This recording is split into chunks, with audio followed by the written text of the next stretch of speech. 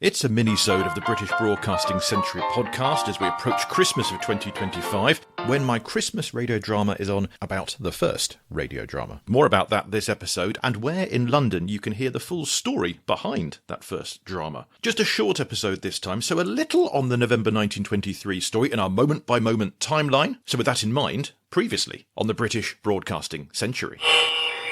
November 1923 and the BBC is just under 1 year old, but while preparations await for their first anniversary, the occasional innovation is still creeping in throughout its 8 local stations, which are sort of becoming national now simultaneous broadcasting has come in. Yes, John Reith in head office would quite like one voice to spread to all stations. But as the nights draw in, what local voices could still be heard in the corners of Britain in November 1923?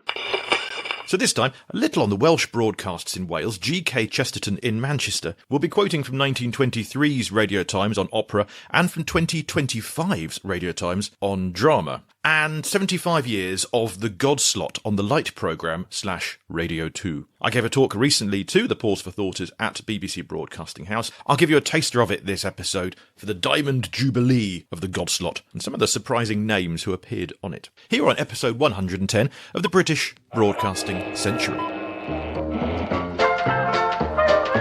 Hello, this is Paul Carenza calling. This is London Calling. Hello, welcome to the podcast. Thank you so much for joining us on episode 110, I think it is somehow, of the British Broadcasting Century podcast. I was going to bring you the tale of the first armistice broadcast, but that turned out to be quite a large story to tell, so I'd rather we had a fuller episode in 2026. And in this pre-Christmas rush, there's just lots else to talk about. I wanted to preview a little of the Truth About Phyllis Twigg, the Christmas drama for Radio 4. Also talk to you a little bit about the Diamond Jubilee of the God Slot on the Light programme. And there are some other things that happened back in November 1923 in our moment-by-moment timeline. You only pass this way once, and so I wanted to bring you a bit of G.K. Chesterton and some interesting thoughts on early opera on the BBC. Now, although for the majority of our episodes, I like to do the chronological tale, which we'll do a little bit of this time. After this episode, though, a couple of episodes that slightly remove us from our moment-by-moment origin story, chronologically speaking. And that's because in a couple of episodes' time, January 2026, we're looking at the centenary of broadcasting the barricades. Now, if you've not heard of this, I'm sure you've heard of War of the Worlds, Orson Welles' dramatic retelling for American radio listeners. Well, before War of the Worlds, there was Broadcasting the Barricades. Father Ronald Knox on the early BBC giving a sort of spoof news report that many listeners took seriously. I won't tell you much more than that at this stage, but it really rocked the listenership, and we have a brilliant guest who knows all about what went on then. Not only that, we actually have the text, so we're going to bring that to you in its entirety and sort of relive, recreate. You know we love a reenactment on this podcast. We had our mass telepathy reenactment quite recently. This is just a one-voiced thing, this bizarre and rather upsetting at the time spoof broadcast that was given in January 1926, making some listeners think that London had been taken over. So that's in a couple of episodes' time, and then our next episode, our Christmas special, will be with you Christmas Eve, episode 111, The Truth About Phyllis Twigg. So as I mentioned last time, we've been giving you these clues as to what our festive audio treat would be for you, and it's that Radio 4 have commissioned me to write a radio drama for the first time. My way into writing was via radio. My first ever credit was for the news headlines on Radio 2 back in 2002, I think it was. And then I worked on Dead Ringers, The Now Show, The News Quiz, so lots of comedy, but I'd not done radio drama before. But once we'd found this story of the first radio drama, The Truth About Father Christmas, on the BBC, Christmas Eve 1922, after a lot of digging and with help from various people, we found the story behind that broadcast. There was no script kept, there was no recording, of course, but I did find at the British Library a short story by the same author with the same title. So we've sort of worked out, therefore, what the plot would have been of The Truth About Father Christmas. And we dramatise it, we bring a bit of the story to the air, and also the backstory of how it all began. We've got Tamsin Gregg playing Phyllis Twigg, the first radio dramatist. So you see, Mr. Gardner, if you could let me give a demonstration of quick mints in your shop, it would help very much to create an interest in our food week. We've got Rory Kinnear playing Arthur Burrows. 2LO, Marconi House, London. calling. We've got such a brilliant, wonderful cast, and the crew and the soundscape is incredible. I can't wait for you to hear it. Now look at this. Literally, as I'm making this podcast, the Christmas Radio Times has arrived.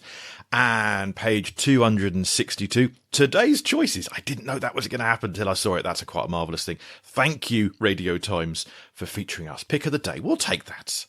It's odd to think that there was no Radio Times when Phyllis's radio drama made it to the air back in 1922. So her drama could not have been pick of the day back then, but we all know it would have been. It was the first. We're just the latest radio drama. We also got a nice little mention in Who Do You Think You Are magazine, the Family Tree mag. They call us the perfect festive treat to listen to while you're peeling your vegetables, a charming tale of creativity and optimism.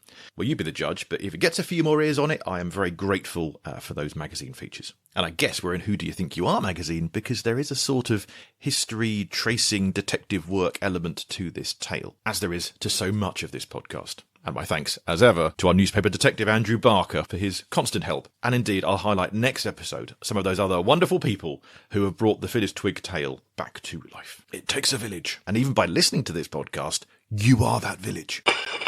But one other thing I wanted to tell you about this time, just in case you find yourself in London this December, because it's only on for a couple of weeks. I've been working with the marvellous hotel Me London. It's on the corner of the Strand and Aldwych, and that is notable for being the scene of both the Gaiety Theatre and Marconi House. So this is where the BBC began, the 7th floor of Marconi House. They're now private apartments, but the rest of the building is this hotel, Me London. They have been really interested to get back into their heritage story. So they've been working with me and this podcast, and Karina Sainer, who you will have heard on our mass telepathy reenactment a couple of episodes ago. Karina was playing her own great-grandmother, Phyllis Twigg, that first radio dramatist. With me so far? So we've got this short story version of the first ever radio drama, The Truth About Father Christmas. We're adapting it for the BBC, but we've still got that story version. So Me London wanted a recording of that. Great. So I voiced the Arthur Burrows part, which was Father Christmas. Tell the children I was born in an eastern city. Karina voiced the role of essentially her great-grandmother, Phyllis Twigg. Dear Anne, will you come to a party on Christmas Eve to meet Father Christmas? And Karina's daughter, Flora, voiced her own great-grandmother, which was Phyllis's daughter, Anne. Oh, do say Father Christmas is real. So 3 voices, reading the story, recorded, and you can hear it at Me London Hotel. They've got a beautiful lounge area there called the Atrium, decorated with Christmas trees and a giant moon just for the season. And at 6 o'clock every day, they're inviting their hotel guests to go in and put headphones on, and you can scan a QR code. You can hear our recording of The Truth About Father Christmas. There's a nice little screen there as well to give you some more information. So they're really reconnecting with the history that happened on that site 103 years ago. Now, although it's primarily aimed at hotel guests, if you are passing central London and would like to go and hear this, you can, basically. Ideally, drop them a line in advance. If you were to Google Me London Hotel and search for their contact details, put it for the attention of the manager, Holly, and she can then maybe arrange a time. You can go in and experience that if you would like to, if you know when you're passing. If you don't know when you're passing and you just randomly find yourself on Aldwych or Strand and think, yes, I'd like to pop in and hear this, basically where the BBC began, ask at reception. They might be able to let you in, they might not. They often have it for private events, but if they can, then they will. So Me London is the hotel. They've got these plaques outside to say the BBC began here, and The Truth About Father Christmas, that story by Phyllis Twigg, can be heard by myself, Karina, and her daughter Flora this December of 2025. But I know what you're thinking. Oh, that's a shame. I'm not going to be in London this December. That's okay. We've got the recording, and it's going to be on the next episode of this podcast. It's just if you'd like to hear it where it began, it's nice to go and visit. But next time on this podcast, you can hear it too.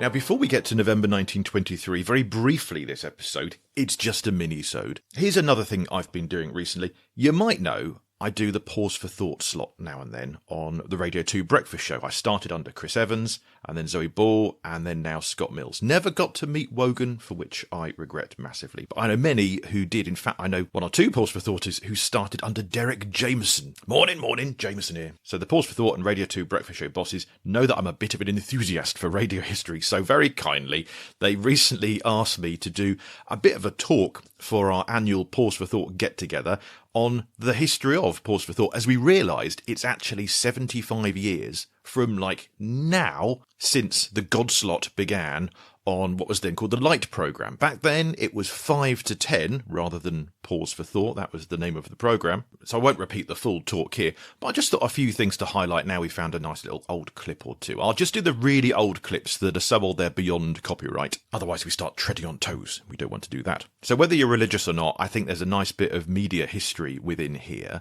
The first God slot, in fact, began 86 years ago, not on the Light programme, but on the Home Service, which then, of course, became Radio 4. So this God slot, sort of inspirational, spiritual, uplifting kind of thing, well, it was literally uplifting because it was Lift Up Your Hearts, then spoofed on, I'm sorry, I'll read that again, as Lift Up Your Skirts. How rude.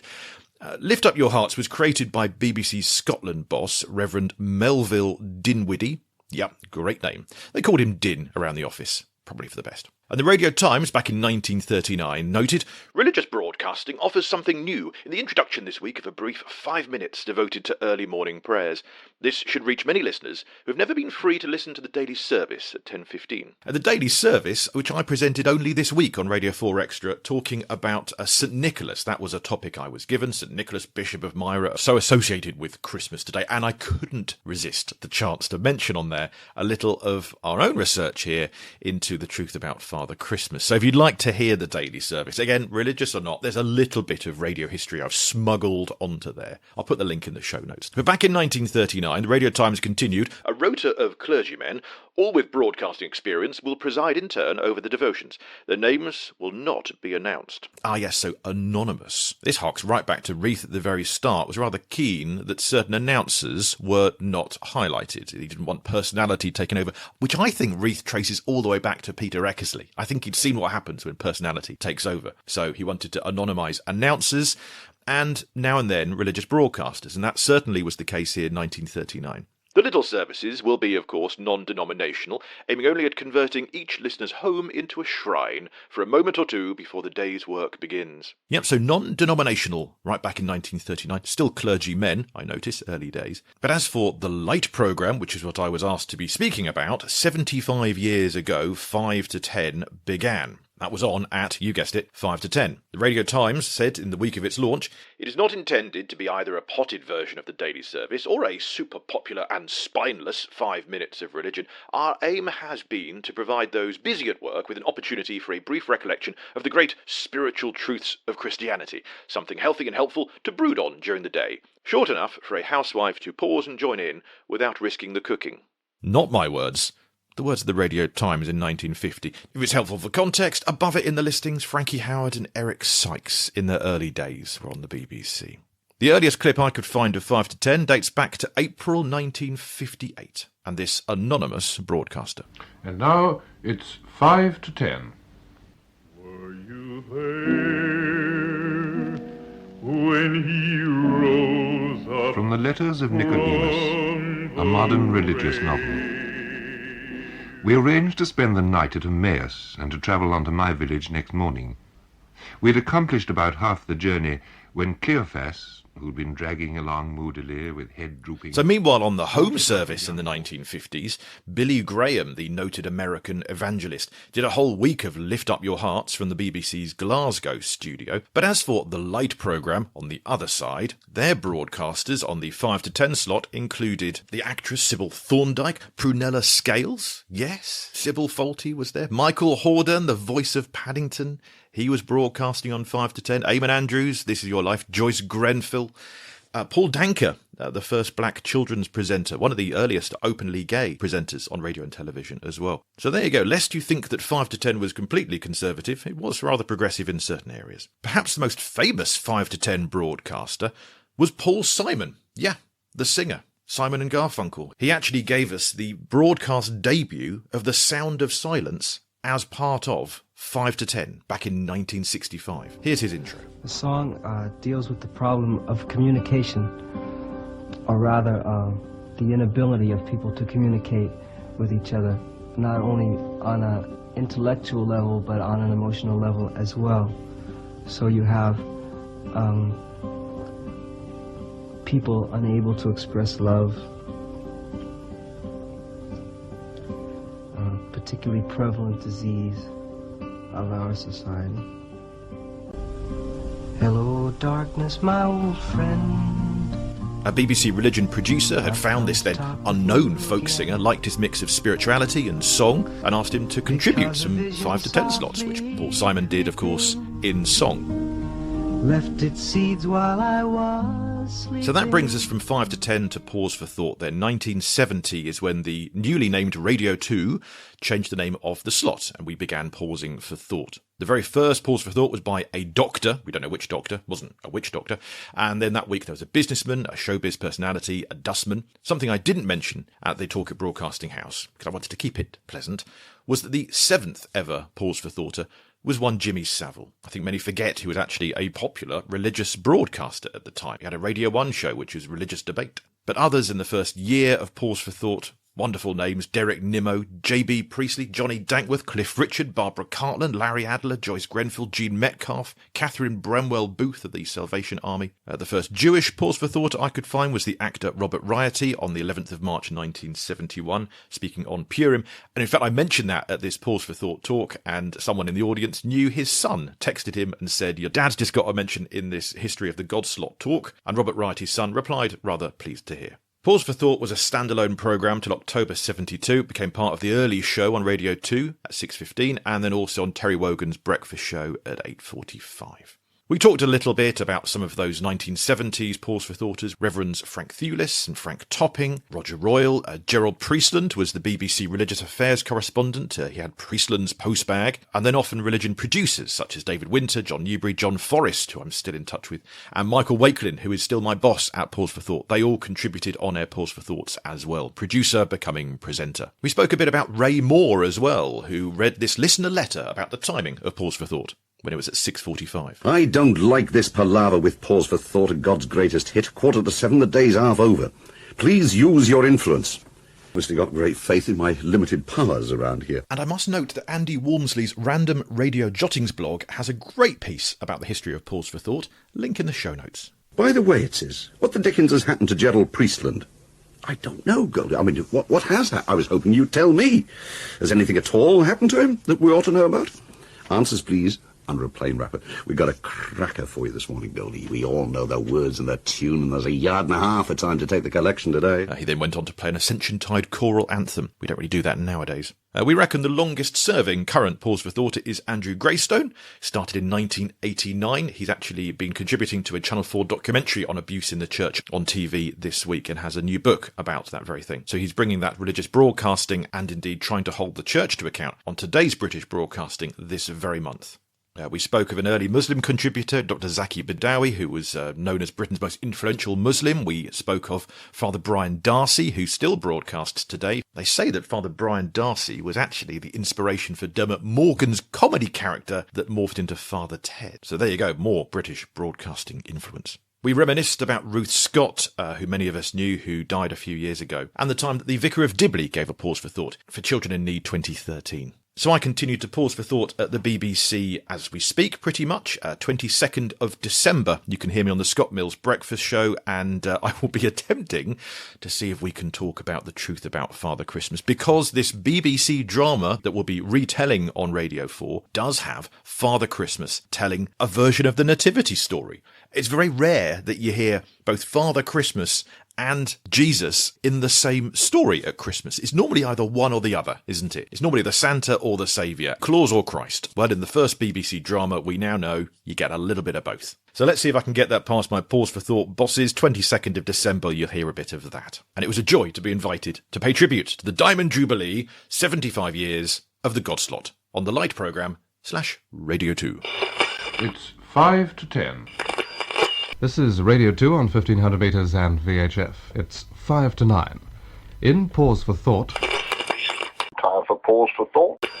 At about 8:45 each day, we take 3 or 4 minutes out of the 24 hours to pause for thought. Paul Carenza, our last Pause for Thought together. How are you? Now, Paul Carenza, they said, who do you want for your final ever breakfast cover? I'm honoured. Well, I said Ramona Allen. Oh, well, I did. It's time to pause for thought, and Paul Carenza joins us this morning. And thank you for being here on the first one. Well, thank you. And you'll have heard him pausing for thought on The Breakfast Show. Paul's here. Look, here he is. Oh, hello.